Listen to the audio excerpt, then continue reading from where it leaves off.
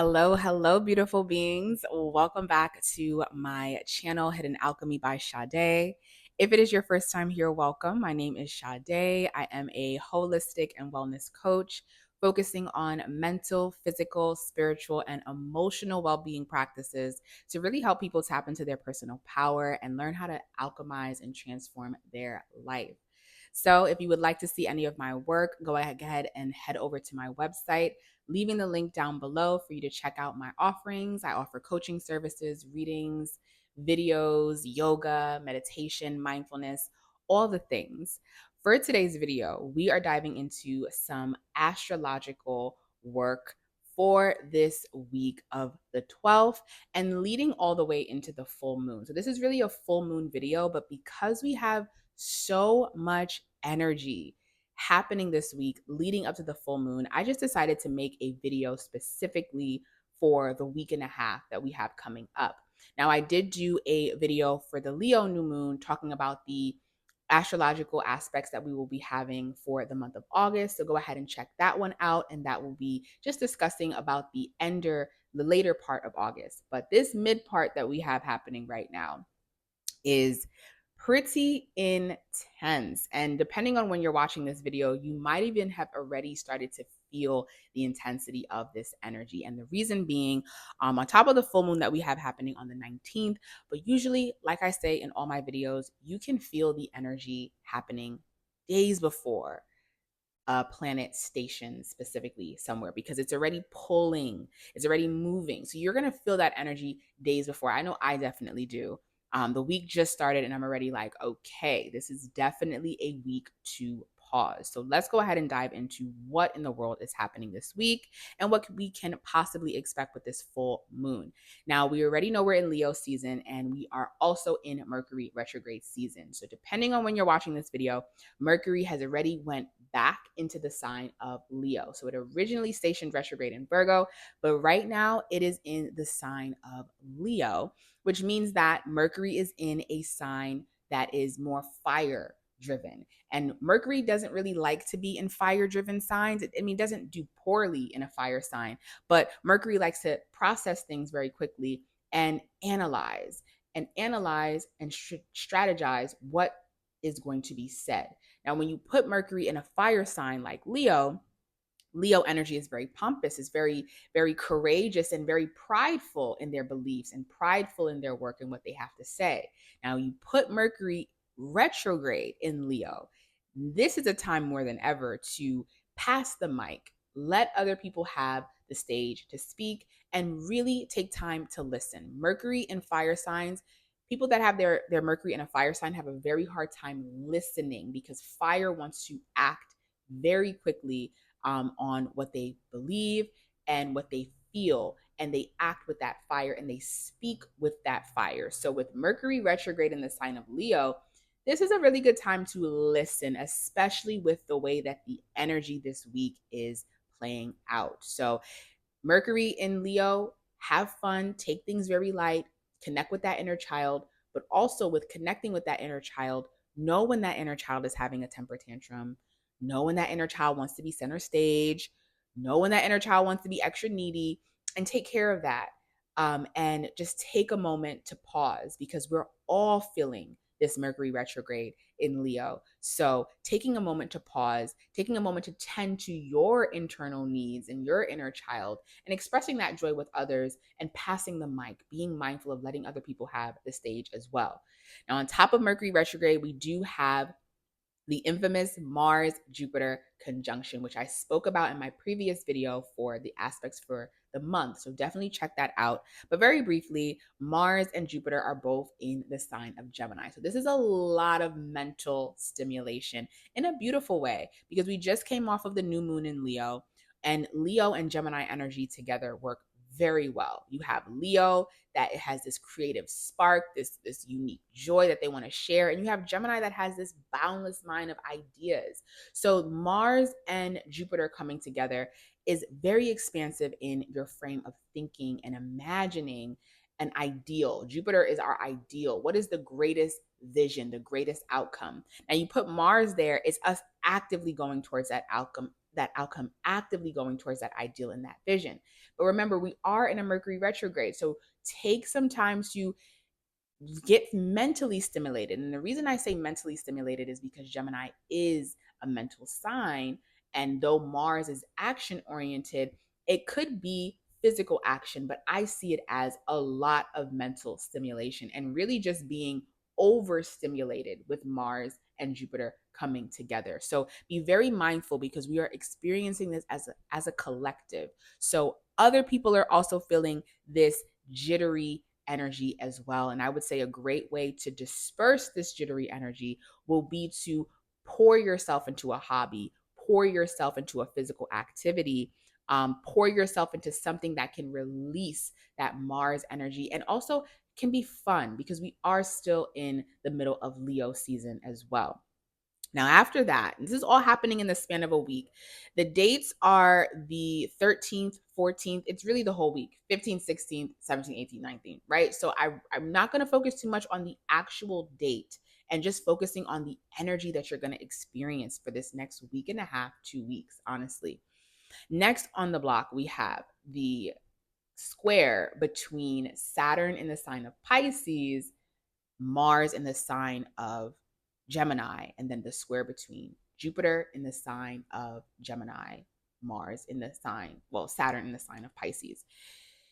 The reason why this is really important is because after we have just come out of all of that energy of creativity, of lightheartedness, of play, of wanting to take center, of wanting to express ourselves, the big dog Saturn in the sign of Pisces is like, hold up. You missed a step. You actually are not qualified yet. And you need a little bit more work, right? Saturn is always going to tell us where we need to grow up a little bit and where we need to get rid of certain things that are really blocking us. Because Saturn rules blockages and karma and setbacks, but it's the setbacks that we need to actually prepare us to propel forward. So Saturn squaring this Gemini energy that we're experiencing in Mars and Jupiter is like you have all these great ideas and they all can happen, but you're not there yet. And if you move too fast, right, Saturn is going to bring a block in some way to show you you need to redirect your energy in this way so that you can actually actualize this in the way that you have thought, right? So take this square as an opportunity to not really feel defeated. I know a lot of astrologers are very nervous about this week. I love squares personally because squares are an opportunity to bring something to a trine or a sextile, which means the mastery of that energy. And that's what a lot of people don't talk about is when you have squares, you can master that square by just knowing the right element to use. So with this Mars, Jupiter, and Gemini energy squaring Saturn and Pisces, the beautiful thing is they're both mutable signs. So the change will happen because mutable signs know how to flip flop and know how to be multiple things. So that's the beautiful part. The challenging aspect is it's Saturn. So it's if there's something that you've been avoiding, if there's something that you have been trying to get away with, Saturn is going to remind you that they did not forget. Okay. And it is going to be a little bit of a damper, but it's not a full destruction of the ideals. It's just, hey, you got to take care of this first so that you can really actualize this area of where Jupiter and Mars is hitting your Gemini place in your chart. So have fun with this square. Take your time. If there's any week where you need to slow down, it is this week specifically. Slow down, pass people the mic, and listen. Now, let's go ahead and move into the full moon, which will be met by a T squared, which is also happening the same time as the square between Pisces and Gemini energy. So we have this full moon in Aquarius, love Aquarian energy. And if you remember, we also had Pluto in Aquarius. Pluto is now retrograded back into the final degrees of Capricorn. So it's out of the Aquarius part of your chart, but you've been working on that area of your chart for some time now. We have the moon moving into the sign of Aquarius, opposing the sun and Mercury in the sign of Leo, making a T squared to Uranus in Taurus. Uranus is the natural ruler of this moon where this square is happening. So if you're still following, it's a lot of energy, right? It's a lot of tension, internal tension. And when you're working with squares, it's when you are given an outside influence that is going to affect you internally to force you to change the way you are moving. So, with this energy being in Leo, we have the Sun and Mercury in Pompous Leo, wanting to take center stage and just wanting to showcase your joy and your uniqueness. And we have it opposing the moon in Aquarius. This is an area of your chart where you have been working to reinvent yourself in this area, right? The full moon is always going to bring something to the vision so that you can see it, bring something to culmination, bring something to the surface. Because we've been working with Pluto in this area, there's a new way for you to move in this Aquarius area of your chart that this full moon is really going to bring to the surface. However, if you are moving in the ego of Leo, it can be very hard for you to see that someone is showing you a new way of doing something that can also bring you great benefit, because Aquarius trines Gemini. So it can bring you great benefit with that Mars and Jupiter energy in the sign of Gemini. But you need to kind of get rid of the Leo ego of thinking that you know best, right? Thinking that and because you know best, you need to speak best on it. Allow something else or someone else to show you a new way with this full moon, so that when Pluto goes back into Aquarius, you can now act on that new way. You now know why you needed to make certain changes because Pluto is back in Aquarius. And it's like, are you ready to now reinvent yourself? Are you ready to transform yourself into this way based off of what you were shown during this full moon? Now, the T square that's going to happen to Uranus in the sign of Taurus, Uranus being the ruler of Aquarius, the T square that's happening means you're going to have to show up in a different way. You're going to have to relate, because Taurus is Venus. Venus is how we relate to people, places, and things, as well as money being a big part of that, which is a big conversation with all of this change happening to the US infrastructure. Money is a big topic, and we have the South Node in Libra. But you are going to have to change the way you relate to something. And because Uranus is in the sign of Taurus right now, it is going to be a thunderbolt lightning aha idea moment of you got to change and you got to move quick. Change the way you relate to this area so that you can see beyond the Leo ego a new way of reinventing this area of your chart. So, because we have this energy happening between Leo, which is fire, Aquarius is air, Taurus is earth, a beautiful element to bring into this energy is water.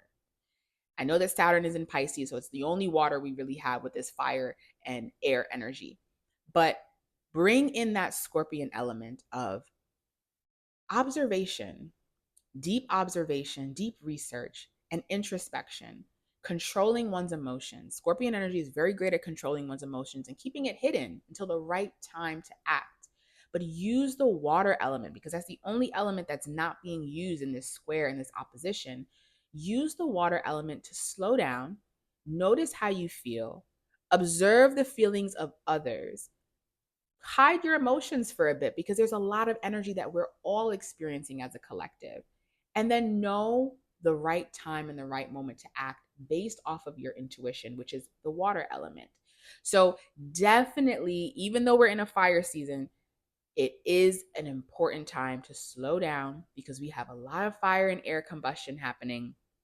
And yeah, we still have a retrograde. So a lot of things are going to make sense towards the end of the month. I would say early half of September, when we are out of retrograde, when we have the Venus moving into a brand new sign, the sun is in a brand new sign, and we can really observe what came up as the dust settles. So definitely take this week easy as much as you can. If you would like to have a reading to see where this energy is going to play out for you in your chart, please go ahead, feel free to send me a message. Or if you would just like to check in on how this season has been for you and what to expect for the next season coming up, go ahead and send me a message on my website, Hidden Alchemy by Sade. Feel free to leave me a comment letting me know how the energy of this week has been showing up for you. And I will see you all for my next video.